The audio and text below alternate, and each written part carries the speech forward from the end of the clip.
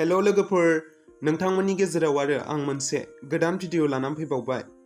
गिबियावनो नोंथांमोनखौ आंनि गोसो गोरबोनिफ्राय हाजासे साबायखर बावहरनाय थाबाय। आंखौ खम समनि गेजेरावनो 40K साबस्क्राइबारसिम मोनहैहोनायनि थाखाय नोंथांमोननि अननाय आरो सापर्टजोंनो आङो दिनै बे 40K साबस्क्राइबारखौ मोननो हाबाय। आसा खालामो नोंथांमोनहा इयुनावबो आंखौ बेबायदिनो सापर्ट खालामबाय थागोन होननानै आरो थाबैनो 50K साबस्क्राइबार जाहागोन होननानै। दानिया फैदो भिडिअनि गुबै थांखियाव।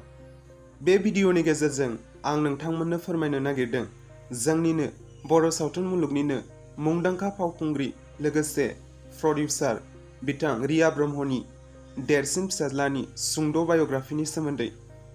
नोंथांमोना मिथिखागौ जानांगौ बिथां रिया ब्रह्महा सानै फिसाज्लाफोर दं।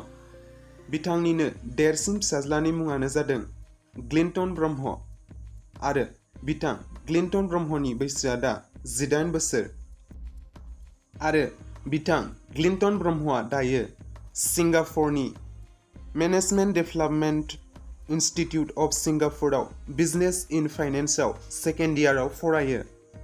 बिथांनि जिउनि थांखियानो जादों नर्थ इस्टनि टप बिजनेसमेन जानाय आरो बिथांनि बर' सावथुन मुलुगनि फेभरेट एक्टरफोरा जादों लिंसार बसुमतारी, सिद्धार्थ बर', रन्टु बर', बिबेक गयारी, सिमां सैनारी आरो हिर'ग्राफा। बिथांनि सुंद' बाय'ग्राफिया बेसेबांल'सैमोन। बिनि अनगायैबो नोंथांमोनहा क्लिन्टन ब्रह्मनि सोमोन्दै माबाफोर मिथिबावोब्ला आंनो कमेन्टआव खिन्थाहरदो आरो बिथांखौ नोंथांमोनहा बर' सावथुन मुलुगावबो फावखुंगुर महरै नायनो लुबैगोन ना लुबैया बेखौबो कमेन्टआव खिन्थाहरदो आरो दासिमबो आंनि बे चेनेलखौ साबस्क्राइब खालामनानै लायाखैब्ला चेनेलखौ साबस्क्राइब खालामनानै लादो।